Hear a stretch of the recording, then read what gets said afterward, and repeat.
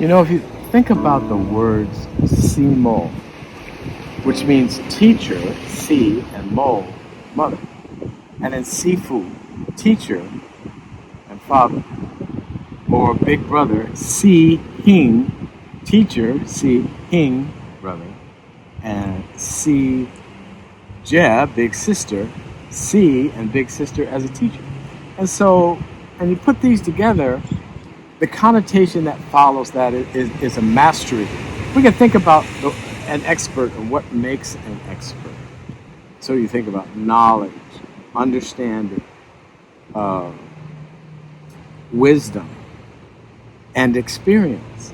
And you put all that together, and that creates some expertise.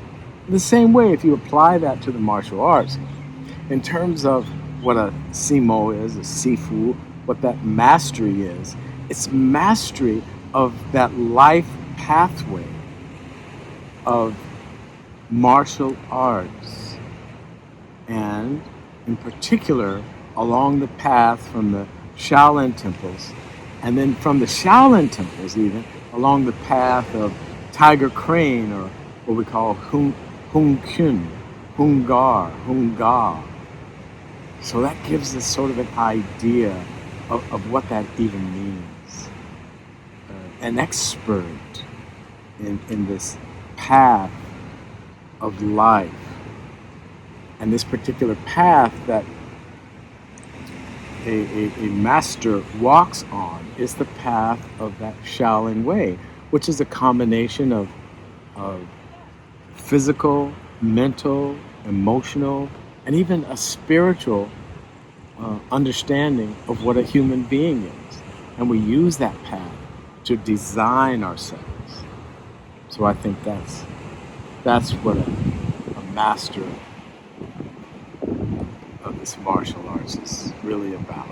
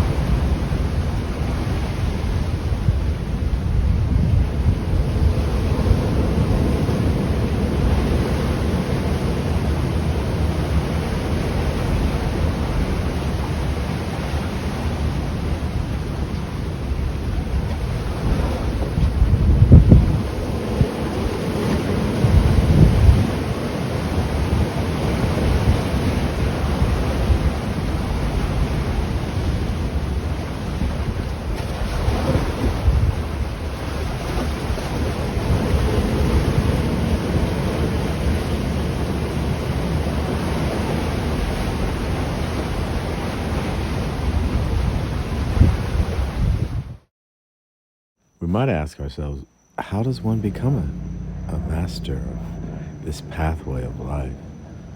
And then we can think, well, let's see. Mastery of the physical aspect, the body, and the mind go hand in hand.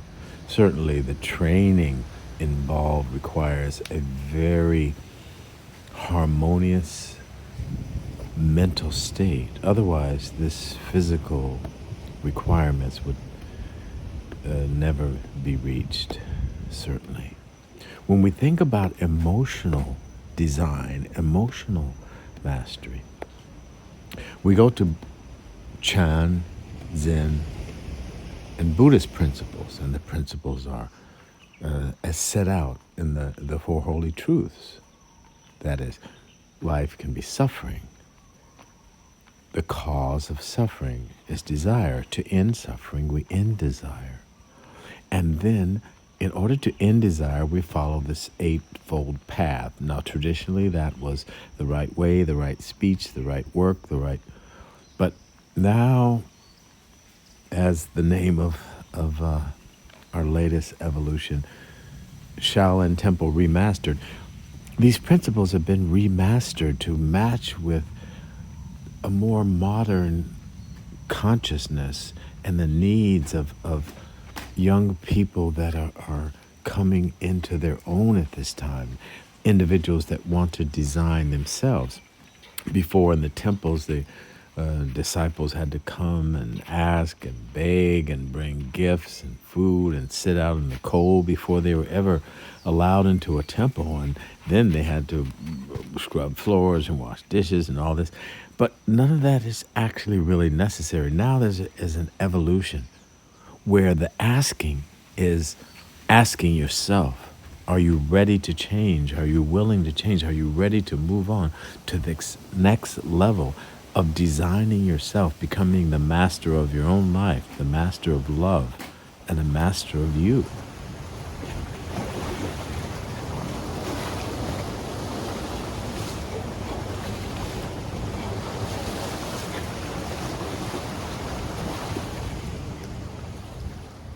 In designing your spiritual self on this Shaolin pathway, we go to the meditations. So, lying meditations, sitting meditations, standing meditations, and of course, all the moving meditations. And those meditations then allow us to tap into energies and vibrations which move through our body. They are unseen, but they are experienced. And we can also utilize our consciousness in different ways. For example, in connecting to nature, connecting to plants, the earth, the water, the sky, trees, and even other human beings. And this is the way we use this path of Shaolin to design ourselves, physical, emotional, mental, and the unseen aspects.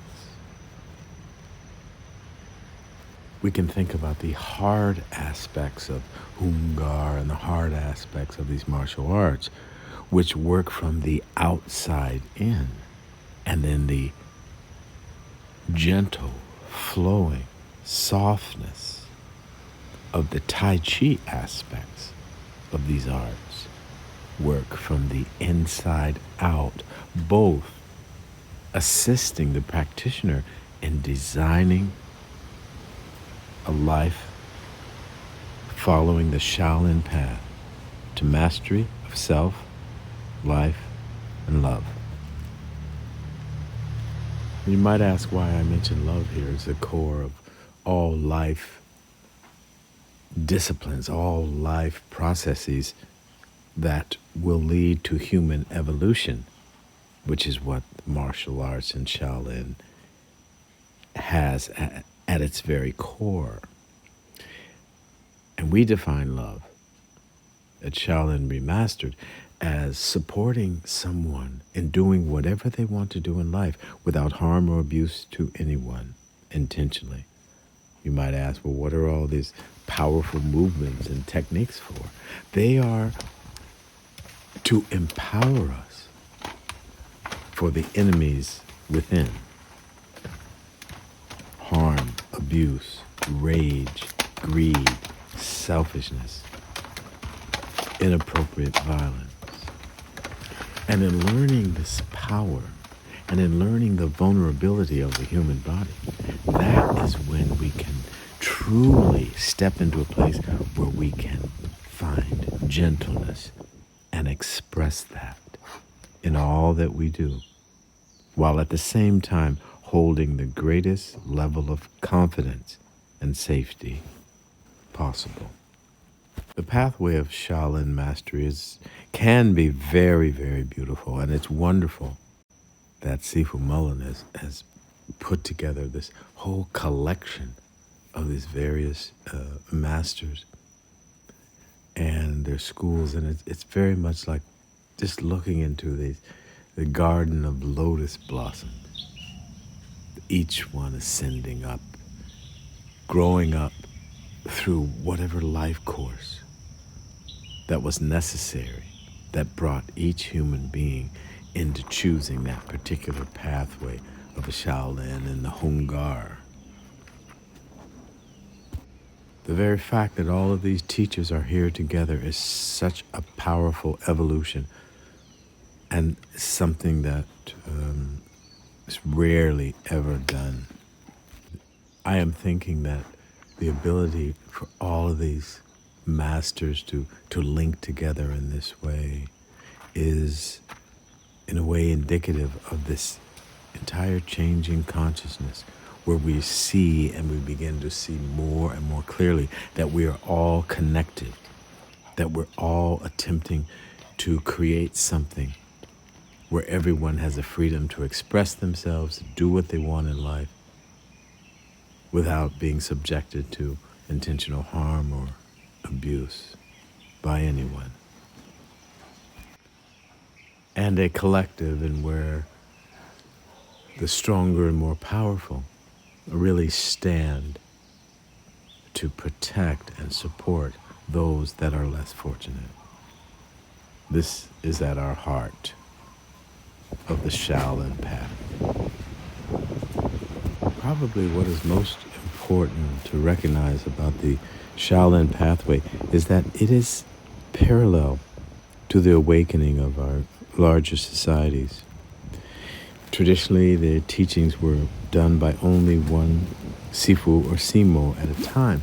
But now, as this art and these arts have evolved, what's occurring is that we're able to learn from each other. Brothers and sisters are teaching each other and learning and exchanging, and it's opening to a totally different perspective on the approach to the arts, on living the arts, on teaching the arts and exchanging on the arts. I've learned so much from my brothers and sisters in these arts. And this, it looks like, it feels like, and from my observations, that this is the way that our society is moving and evolving, and it's resetting. And the Shaolin pathway is right along with that, going into a reconnection and a rebirth of the very system and how it is handed down. You are dearly loved.